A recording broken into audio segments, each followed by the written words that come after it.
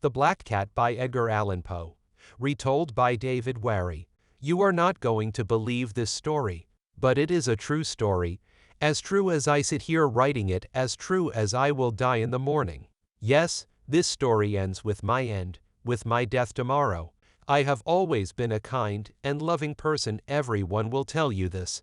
They will also tell you that I have always loved animals more than anything. When I was a little boy, my family always had many different animals round the house. As I grew up, I spent most of my time with them, giving them their food and cleaning them.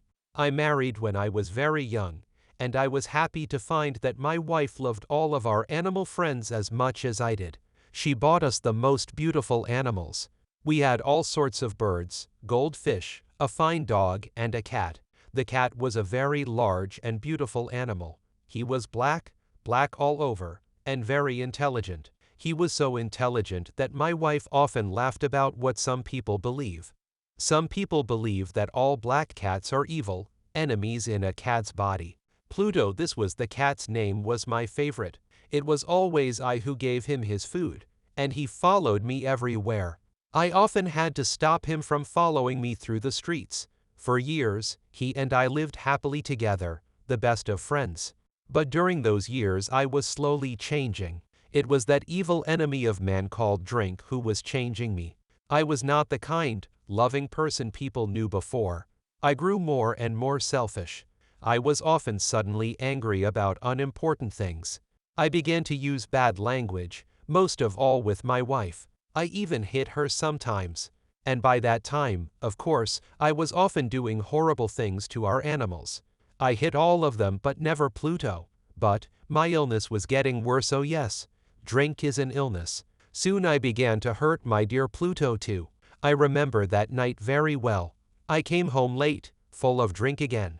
I could not understand why Pluto was not pleased to see me. The cat was staying away from me. My Pluto did not want to come near me. I caught him and picked him up, holding him strongly. He was afraid of me and bit my hand. Suddenly, I was not myself anymore. Someone else was in my body, someone evil and mad with drink. I took my knife from my pocket, held the poor animal by his neck and cut out one of his eyes. The next morning, my mind was full of pain and horror when I woke up. I was deeply sorry. I could not understand how I could do such an evil thing. But drink soon helped me to forget. Slowly the cat got better. Soon he felt no more pain. There was now only an ugly dry hole where the eye once was. He began to go round the house as usual again. He never came near me now, of course, and he ran away when I went to close. I knew he didn't love me anymore. At first I was sad. Then, slowly, I started to feel angry, and I did another terrible thing. I had to do it. I could not stop myself. I did it with a terrible sadness in my heart because I knew it was evil. And that was why I did it. Yes, I did it because I knew it was evil. What did I do? I caught the cat and hung him by his neck from a tree until he was dead. That night I woke up suddenly. My bed was on fire.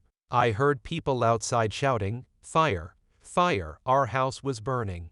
I, my wife, and our servant were lucky to escape. We stood and watched as the house burned down to the ground. There was nothing left of the building the next morning. All the walls fell down during the night, except one, a wall in the middle of the house. I realized why this wall did not burn, because there was new plaster on it. The plaster was still quite wet. I was surprised to see a crowd of people next to the wall. They were talking and seemed to be quite excited. I went closer and looked over their shoulders. I saw a black shape in the new white plaster. It was the shape of a large cat, hanging by its neck. I looked at the shape with complete horror. Several minutes passed before I could think clearly again. I knew I had to try to think clearly. I had to know why it was there. I remembered hanging the cat in the garden of the house next door. During the fire, the garden was full of people. Probably, someone cut the dead cat from the tree and threw it through the window to try and wake me.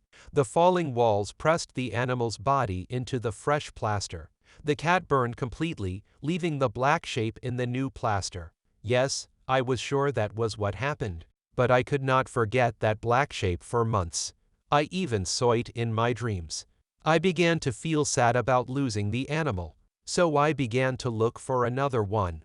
I looked mostly in the poor parts of our town where I went drinking. I searched for another black cat, of the same size and type as Pluto. One night, as I sat in a dark and dirty drinking house, I noticed a black object on top of a cupboard, near some bottles of wine. I was surprised when I saw it. I looked at those bottles a few minutes ago, I thought, and I am sure that object was not there before. I got up, and went to see what it was. I put my hand up, touched it, and found that it was a black cat, a very large one, as large as Pluto. He looked like Pluto too in every way but one.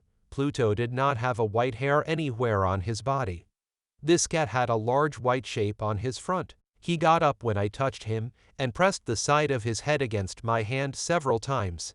He liked me. This was the animal I was looking for. He continued to be very friendly, and later, when I left, he followed me into the street. He came all the way home with me. We now had another house and came inside. He immediately jumped up onto the most comfortable chair and went to sleep. He stayed with us, of course. He loved both of us, and very soon he became my wife's favorite animal. But, as the weeks passed, I began to dislike the animal more and more. I do not know why, but I hated the way he loved me. Soon, I began to hate him, but I was never unkind to him. Yes, I was very careful about that. I kept away from him because I remembered what I did to my poor Pluto. I also hated the animal because he only had one eye. I noticed this the morning after he came home with me. Of course, this only made my dear wife love him more. But the more I hated the cat, the more he seemed to love me. He followed me everywhere, getting under my feet all the time. When I sat down, he always sat under my chair. Often he tried to jump up on my knees. I wanted to murder him when he did this, but I did not. I stopped myself because I remembered Pluto, but also because I was afraid of the animal. How can I explain this fear? It was not really a fear of something evil. But then how else can I possibly describe it? Slowly, this strange fear grew into horror. Yes, horror. If I tell you why, you will not believe me. You will think I am mad. Several times, my wife took the cat and showed me the white shape on his chest. She said the shape was slowly changing. For a long time I did not believe her, but slowly, after many weeks, I began to see that she was right. The shape was changing.